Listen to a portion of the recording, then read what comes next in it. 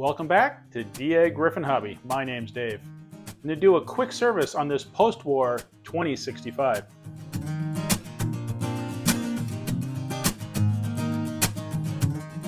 Here I've got a 2065 that came to me from my Uncle Joe. And it runs, but I'm fairly certain it could benefit from a little cleaning. Whether I need to or not, I usually remove the boiler front. I just want to get it out of my way. As for the top, that's it for the screws, so we can flip it over. Take out the 2 screws at the back, and then 2 screws at the front. Okay, so this is one of those instances where you could benefit by doing a little extra work at the beginning. And in this case, that would be removing the rear truck. You don't have to remove this truck, it just makes it easier to get the engine apart. So you've got the clip, a washer, the truck, and the drawbar come off as one piece. Now it should be easier to remove this from the shell. See, didn't have to, but it certainly helped. Now the shell's a little dirty. I can give it a quick little rub with a brush, but this railing here is bent. I could take it off and straighten it out, but I could also try the shortcut. Actually, what it looks like is happening is this stanchion is out too far. The inner legs here of that stanchion are really not bent over. That's definitely going to allow it to move. So I'm just going to bend those over. And that did a pretty good job. Again, it's kind of popping out at the front. It does it on both sides. Well, you know what? At this point, I'm taking it out. I forgot how easy these were to take out. Some of them get to be a little difficult with bends that are hard to straighten out and then hard to sneak past everything. But if you're going to try to straighten one of these out, do it a little bit at a time because it's very easy to make them a lot worse. I think that's good enough. I'm just going to bend the end a little bit so maybe it stays in place a little better.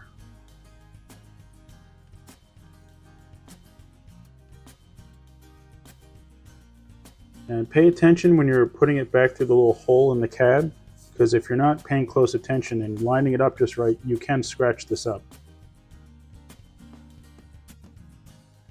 So 3 things on this one.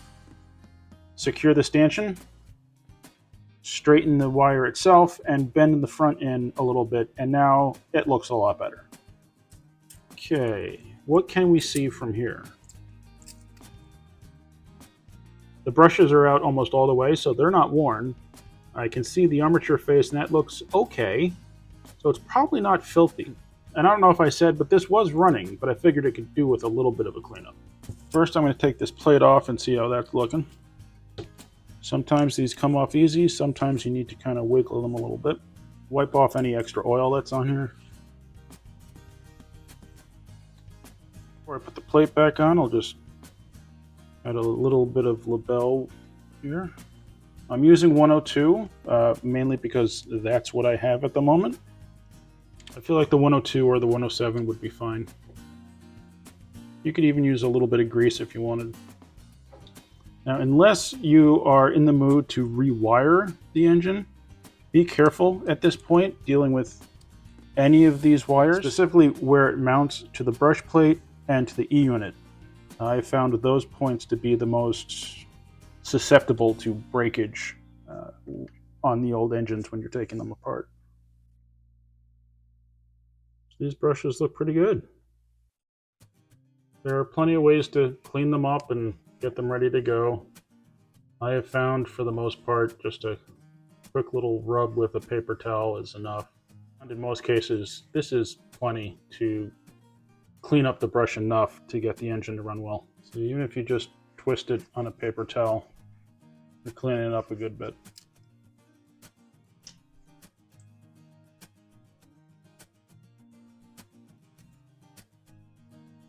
When you clean the armature face, one of the things you want to do is check in the grooves between the sections and remove any buildup if you can. There's also other things you can do. You could spray some electronic cleaner in there, douse the whole thing if you want, you know, as long as you remember to go back and lubricate everything afterwards. I don't like soaking it in this stuff, but I'll put some on the end of Q-tip.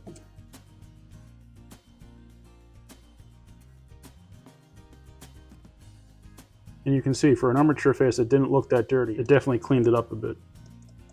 You can spend a lot more time and effort cleaning up the face here, but I've had really good results with just doing these minimal steps. Most of these engines will benefit from just a quick, easy cleaning. There's no reason to make it more difficult on yourself. So could I get that armature face cleaner? Yeah. Am I going to? No, because it's really not worth the extra work right now. I could clean it with the Q-tip, but as you see, you're going to get little pieces and fibers caught on the spring. So for this, I haven't done this before, but I usually just clean this with a little bit of alcohol and whatnot, but I'm going to spray the electronic cleaner in there and see what happens. I mean, they really don't look dirty anyway. Yeah, when I sprayed that, it's fine. Don't really feel strongly about it either way. I mean, maybe if it was a really dirty brush plate, that'd be something else, but it really wasn't dirty, so hard to say if it was effective or not. Again, I could go crazy, but I'm not going to. I like to clean out this hole here with a Q-tip. You have to rip some of it off, but then just kind of spin it through there. Again, not dirty, so that's great. If you put the brushes in, they're going to pop out, right? So there are a couple different ways to do it. You can mount the plate, pull the springs up and put them in, but I never really liked doing that because I feel like you're really overextending the springs. I like to put the brush in place if I can, and then flip the engine over. And you can't really see it, but place the engine down onto the brush plate. And it usually works pretty well. Sometimes it doesn't, but that pretty much goes for anything. Make sure that's nice and snug, but don't over tighten. And don't forget to add a drop or two onto the armature shaft. I really can't get a good look at the E unit, so I'll have to pull that out. And there's one screw holding it, and that's right there. Now, I'm realizing that I should have left the brush plate off so I could pull this out without stressing these wires. I'd rather take the time to remove the brush plate a second time than have to go back in and repair the wires. Now, obviously, I've got another wire that's tight. That looks like the wire from the center rail pickup. So to fully remove this, I might have to unsolder this wire.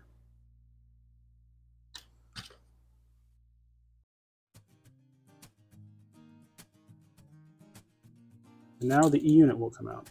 Be careful with these wires. None of these look particularly great, so I'm just going to be careful. Looks pretty clean in there. Again, I'm just going to give it a little squirt with the electronic cleaner.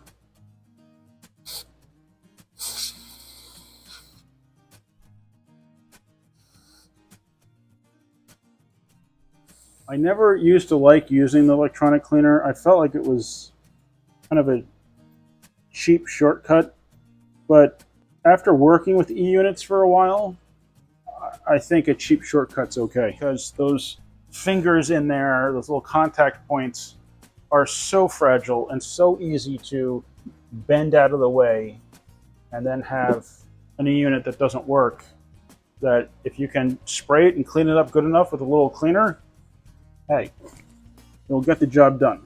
You may want to spray a little more on a Q-tip just so you can scrub the drum a little bit. After spraying it, I really don't think you'd need to, but we'll see. So yeah, it took some more off, so that's great. Whenever you're messing with the E-unit and you're desoldering or soldering on this power point here, make sure this wire from the coil is still attached once you're done. Because if it's not, surprise, surprise, it's not going to work. Might as well use this tool since I have it.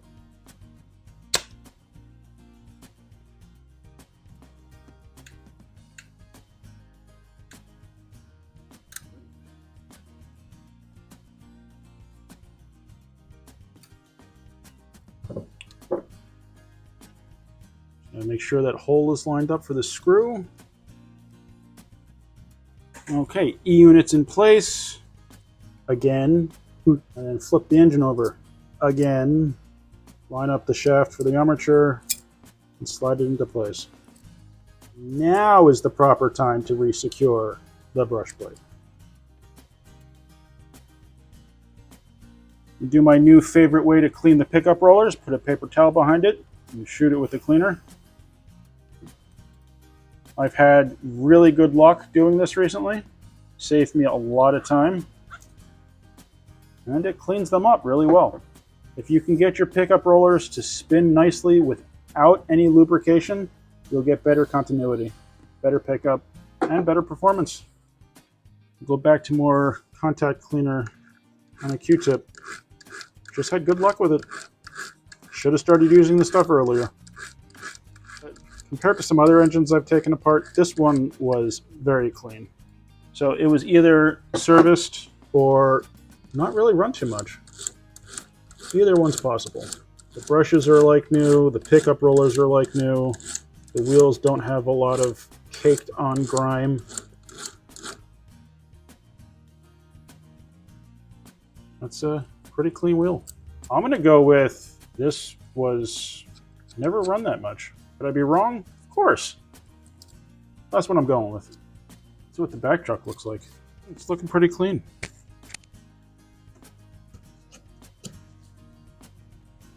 Oh, that was more than I expected. Let's get a little lube on these axles.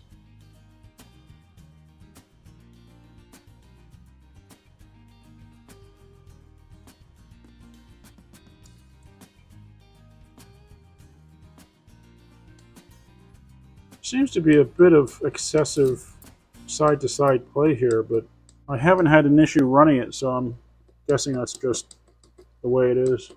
What I did notice, though, is this side rod is all bent. So we're going to do the short fix on that.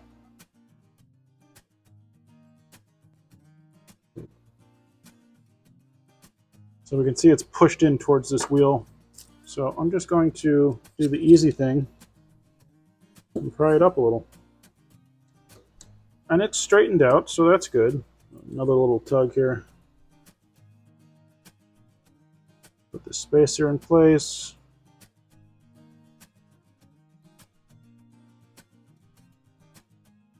Find where that sits, and then put the screw back in.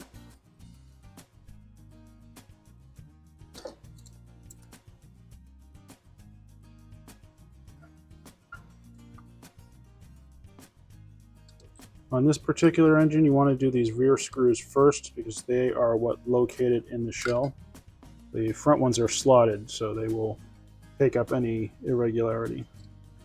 If you have two of the same screws for a situation like this and one of them doesn't really want to go in, move it to the other hole because sometimes they're just different enough that they fit in one better than the other.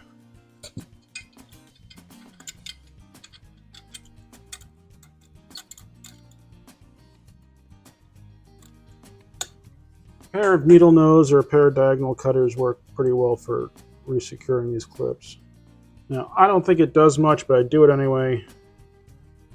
Put a drop of oil on each end of the front axles, and then the ends of the rear axles. So a quick little service, nothing too in-depth, just enough to clean up the important parts and get your engine back on the layout. And that's what we're going to do right now. See if it works. I mean, see if it works better than it did before.